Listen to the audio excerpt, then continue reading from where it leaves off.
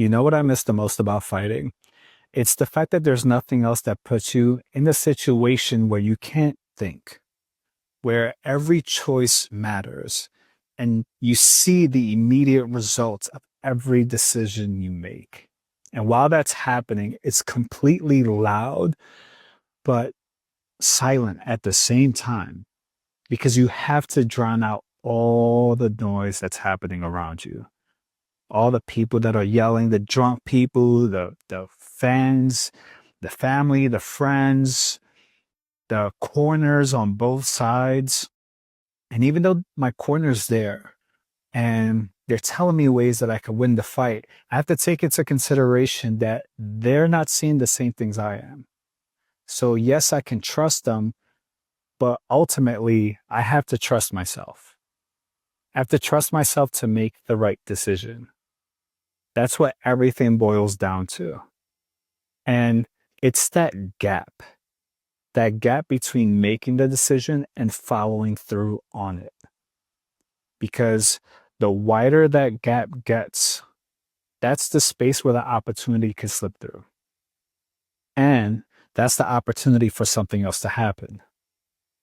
And that's exactly what this video is about. To get you to be able to follow through on the decision that you know is right for you. To be able to trust yourself, even when it's completely loud around you and everybody's having their own opinions as to what the right thing is to do, but you can feel that there is something that you know is the right thing to do. And it takes really understanding what that trust is. Because there was one fight that really put this in my face where I got kicked in my calf and there's a nerve on the outside of the leg that got hit and it gave me dead foot. And I felt fine. I didn't feel any pain, but I went to step back so I could keep maintaining distance from the person I was fighting and I fell. And then I got up and as I went to step, I could feel I almost rolled my ankle. And luckily this reminded me of a fight between Michael Chandler and I believe the guy's name was Brent Primus. And I saw this happen to Michael Chandler. And he kept trying to move normally to hide it. And he rolled his ankle over and over and he lost the title. This was in Bellator. So having remembered that, even though I don't know what happened to my leg, I couldn't look at it. I had to act like everything was fine. But I knew, okay, this is not the moment to step. I can't feel anything from my knee down. And I can't really give too much attention to it because again, that gap will get wider and wider. So I'm completely locked to my opponent. And all I keep thinking is switch stances. Keep switching stances. And I hear the crowd getting louder and louder because I stumbled and people are trying to figure out what happened. His corner's yelling that I got hurt. And my corner's yelling something and I can't hear them. And all I keep thinking is keep switching your legs so that he can't tell which leg he hurt. And he can't tell what happened to you. Don't show anything on your face. Don't do anything crazy. Just gather yourself again and hit a reset button. And as I'm doing this, he's coming at me.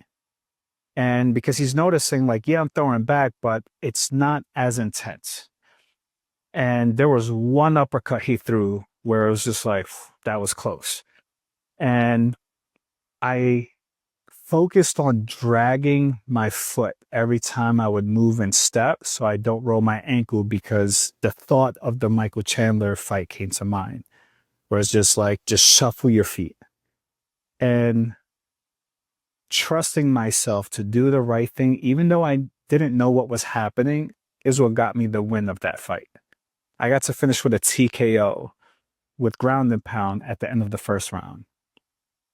And it got me to see that I can take other people's opinions into consideration, but I have to be very clear on what I am seeing, but most importantly, what I am hearing. So I started to play these little exercises with myself, these little games of trying to notice, when would I second guess? When would I overthink? When would I question myself?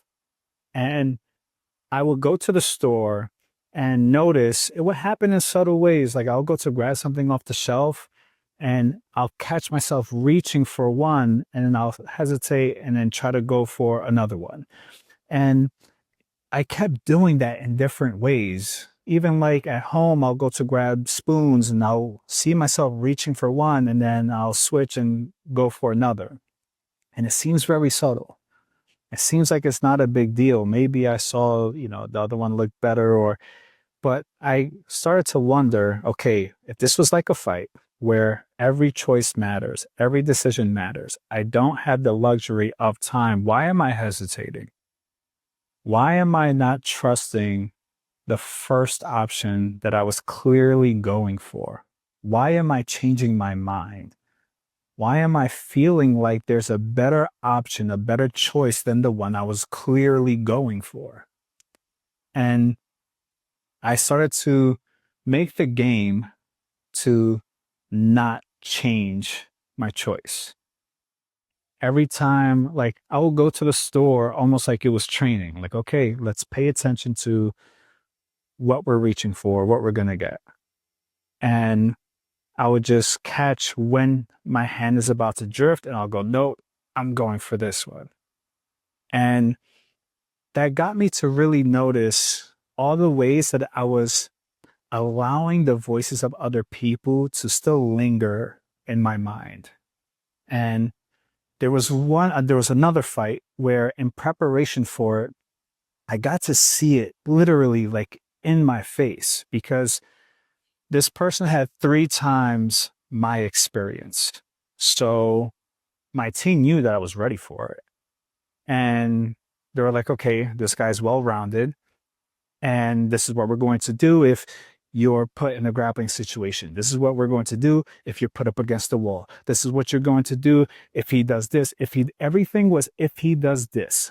If he does this and puts you in this position, this is what you would do. And I could feel this fight camp was feeling very different. And it felt like we were scrambling for ways to try to win.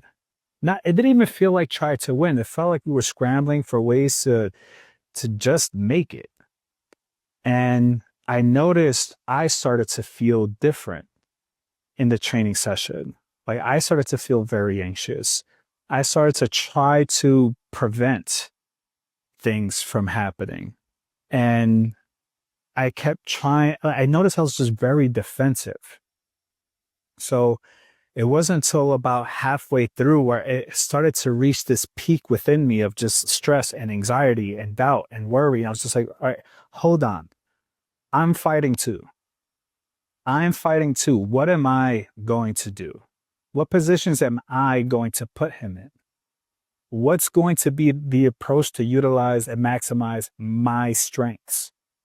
Because that's the way to get a completely dominant win. That's the thing that got me to the situation is yes, being aware of what he's doing and yes, practicing and preparing for ways to get out of those situations, but not to just defend and then end up in another situation where I have to dig myself out of another hole. No, okay. If I defend, then how am I turning the tables back onto him? And if anything, how can I keep him on his heels from the beginning so he never even gets a rhythm going? That's the best way I see myself performing and dominating this whole thing, not starting already a second behind. And I noticed they were responding to me. And it was because I let my voice get quiet that the momentum of their suggestions started to pick up more and more and more because their intentions were to help me. Their intentions were to help me get the win. And they saw that that was the best approach. And I was just following through with it. I didn't give my own perspective. I mainly followed theirs, which is great, but it got me to pay attention as to how am I filtering the world when I'm doubting myself. And the way I'm filtering the world in that way is it's outside, like all the people outside of me, all the different opinions and thoughts people have, and then it's me.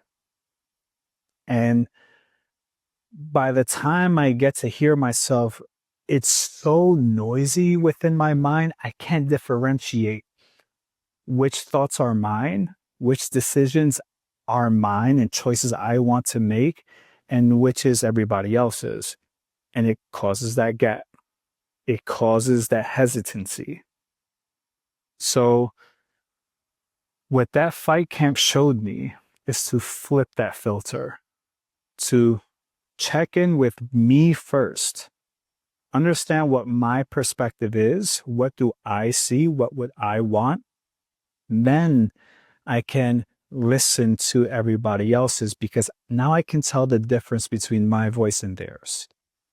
I'm not saying either one is better, but at least I can tell what I'm seeing and what I'm thinking, and I can tell my decisions. Because in the fight, I'm not going to be able to see what they're seeing.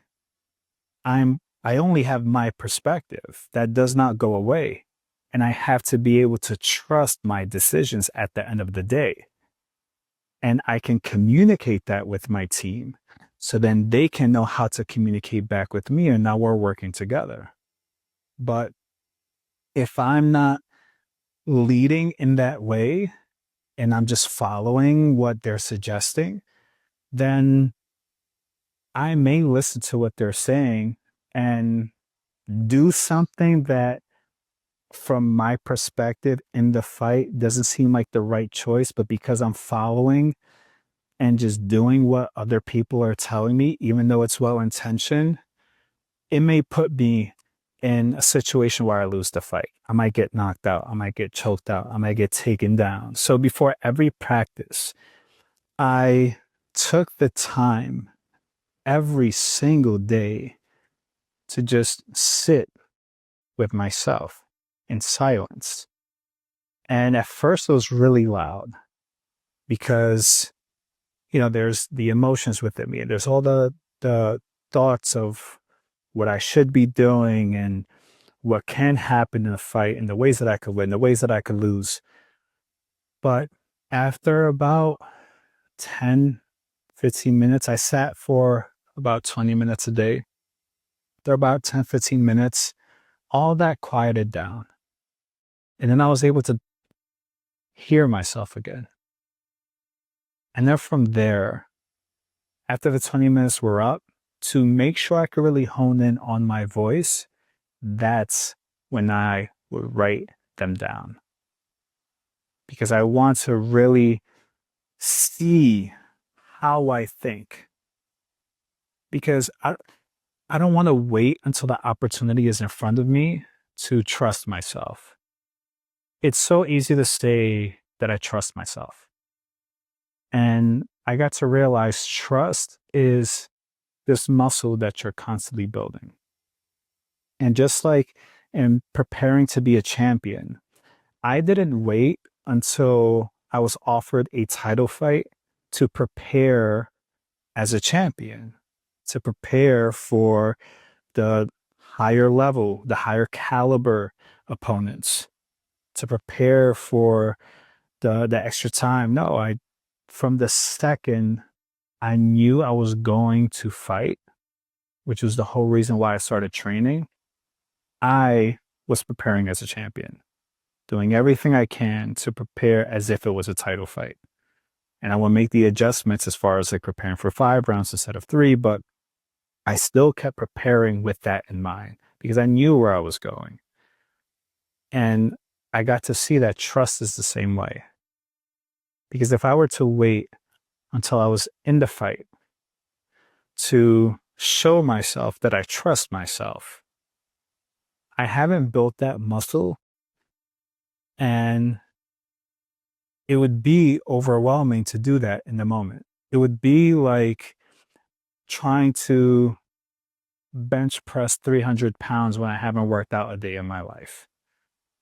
And in showing myself through like the game at the store of I'm going to trust my first decision in grabbing something and giving myself the space to quiet my mind just by sitting with myself, as uncomfortable as it was in the beginning, but letting it die down a little bit. And even though it was, 10, 15 minutes of noise, and then those last 5 minutes, I got to hear myself. When I then transitioned into writing my thoughts out, it extended that time. So I really got to hear my voice. By the time the fight came, I'm very familiar with myself. I'm very familiar with my decisions, my choices, and what feels right. And that gap was completely closed. There's it there's no separation between the thought, the opportunity, and the decision. It's just instant. And that's the flow state. Because in a fight, the most beautiful thing is you really get to see how fast life is. It's it's a loading in real time, and we don't really realize it from day to day. I notice it now, but it doesn't compare, because in the fight, the opportunity that you see, if you capitalize on it, great. If not, it's past. The second you see it, it's already gone. And if you stay focused on it, you're going to miss the next opportunity too. And if you don't capitalize on it, your opponent will. And although there's no opponent in day-to-day life, I feel that opponent gets swapped for that window of time. That window of time for the opportunity to slip through. That window of time where the trust and following through on the decision, following through on that trust gets further and further apart, where the main focus, the main point is to close that gap. What I noticed allows me to be completely present and be is there's no gap. I'm not thinking what's the right thing to do. I'm not questioning. And I notice anytime that I do question, it's because there's a gap. And I haven't typically made the time to hear myself. I haven't made the time to get clear on my voice. It's usually been a day or two where I haven't written my thoughts out. A brick by itself does nothing. But if you keep stacking them, eventually you will have a building that can withstand any weather. So if you stay ready, you don't have to get ready. And when that opportunity comes, because it will, you would trust yourself to show up in a way that you never have before. And that's what I got for this episode. So let me know, how did your relationship with trust change as a result of listening to this? What did you get from this? I'm always interested to hear how people translate information like this into their words. So I'm wishing you an amazing day. If it's nighttime by you, I'm wishing you an amazing night, and I will catch you later.